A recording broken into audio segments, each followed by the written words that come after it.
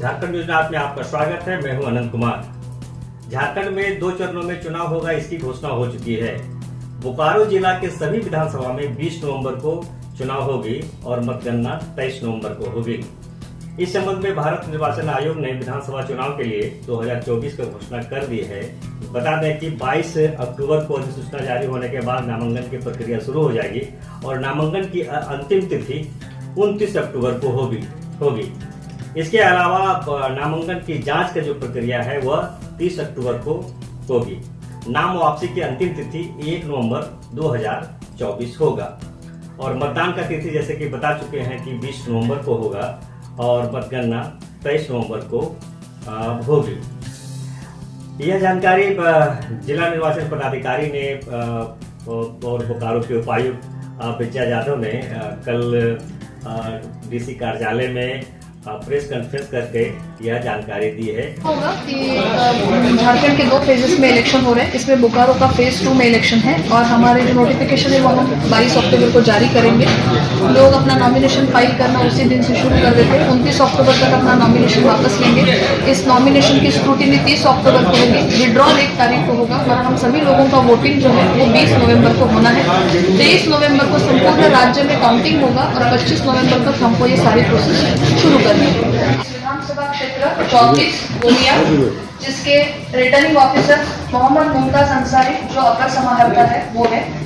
35 Bermo, SDO Bermo Shri Mukesh मजवा।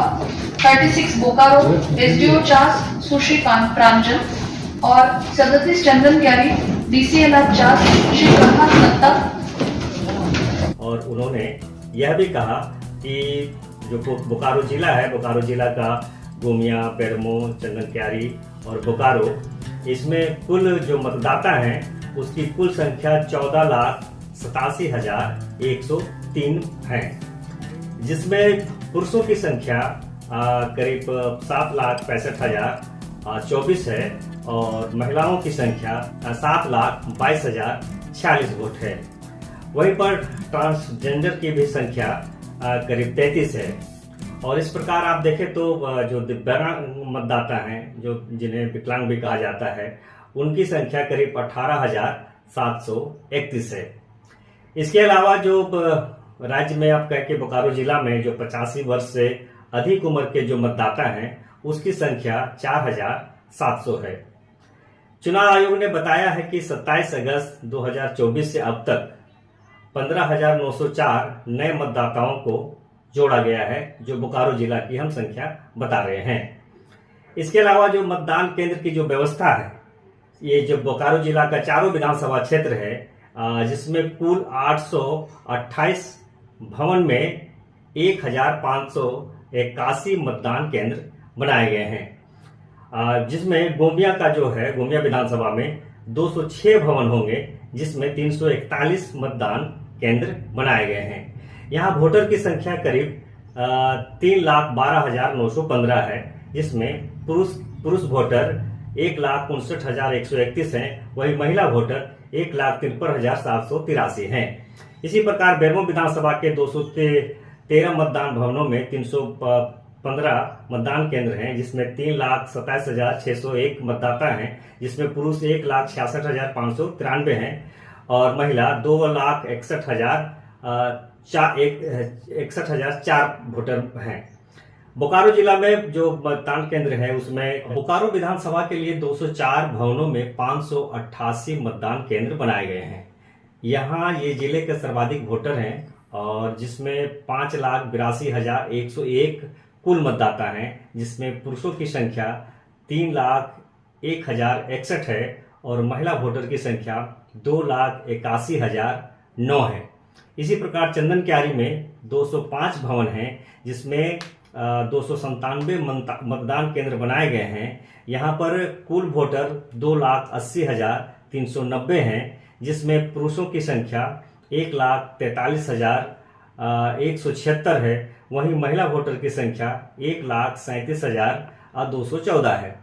इसी प्रकार जो डुमरी विधानसभा है, जिसमें आधा गिरिडीह जिला में पड़ता है और आधा बोकारो में पड़ता है, यहाँ का कुल वोटर की संख्या 3,15,458 है, जिसमें पुरुषों की संख्या 1,60,930 है, जबकि महिला वोटर की संख्या 1,54,525 है। चुनाव के घोषणा के साथ ही मॉडल कोड ऑफ कंडक्ट यानी आदर्श आचार संहिता लागू हो चुकी है।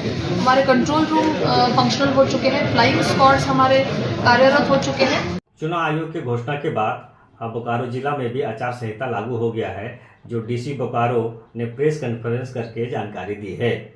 उन्होंने कहा कि अधिसूचना जारी होते ही आदर्श आचार संहिता प्रभावी हो गई है।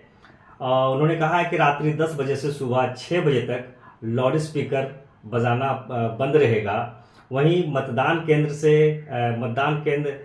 से 48 घंटे पूर्व चुनावी प्रचार और सभा पर रोक लगेगी।